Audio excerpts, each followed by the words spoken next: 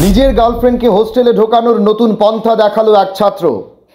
ছাত্রের এই কাজ দেখে হতবাক হোস্টেলে থাকা ছাত্ররা। সুটকেস থেকে মেয়েলি আওয়াজ বেরিয়ে আসতেই সন্দেহ হয় সিকিউরিটির। আমাদের দেশের প্রতিটা রাজ্য জুড়েই ছড়িয়ে রয়েছে বিভিন্ন সরকারি বিশ্ববিদ্যালয়।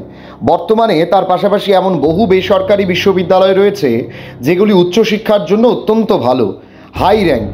সেই সমস্ত বিশ্ববিদ্যালয় ইঞ্জিনিয়ারিং থেকে শুরু করে আইন এবং সাংবাদিকতা সবই পড়ানো হয়ে থাকে।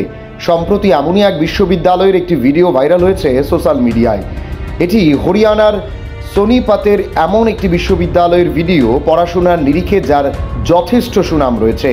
সোশ্যাল মিডিয়ায় ভাইরাল হওয়া ওই ভিডিওয় দেখা গিয়েছে হোস্টেলের এক ছাত্র এক বিরাট সুটকেস নিয়ে হোস্টেলে ঢুকছে।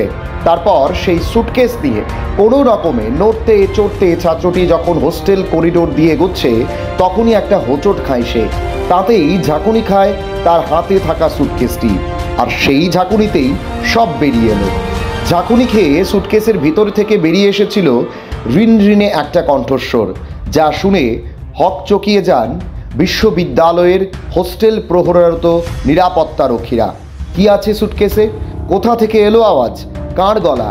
তখন ছেলেটিকে জোর করে থামিয়ে সেই সুটকেস তল্লাশি চালান উপস্থিত নিরাপত্তারক্ষীরা, আর তাতেই তাদের চক্ষু চড়কগাছ। ভাইরাল ভিডিওতে দেখা যাচ্ছে সুটকেসটি খোলার সাথে সাথেই রীতিমতো হতবাক হয়ে যান উপস্থিত রক্ষীরা এবং অন্যান্য ছাত্রেরা। দেখা যায় সেই সুটকেসের ভিতরে গুটি সুটি মেরে বসে রয়েছে একজন তরুণী। না, মৃত নয়, জীবত অবস্থাতেই সুটকেসে লুকিয়ে রয়েছে সে। জানা যায় আসলে ওই ছাত্র তার বান্ধবীকে সুটকেসে করে ছেলেদের হোস্টেলে ঢোকাচ্ছিল, আর তার পরিকল্পনা সফল হওয়ার আগেই ফাঁস হয়ে যায় গোপন রহস্য।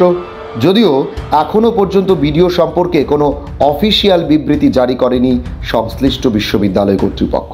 তবে এই ছাত্রের করা এই কাণ্ডের পর গোটা সোশ্যাল মিডিয়া জুড়েই আলোড়ন পড়ে যায়।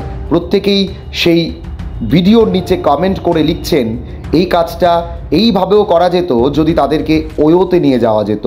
এক ছাত্র লিখেছেন 2 লাখেরও বেশি যখন মানুষ এই ভিডিও দেখেছে, ভাইরাল হওয়া ভিডিওর নিচেই পড়ছে নেটিজেনদের একের পর এক কমেন্ট। ব্যুরো রিপোর্ট, পাবলিক নাও।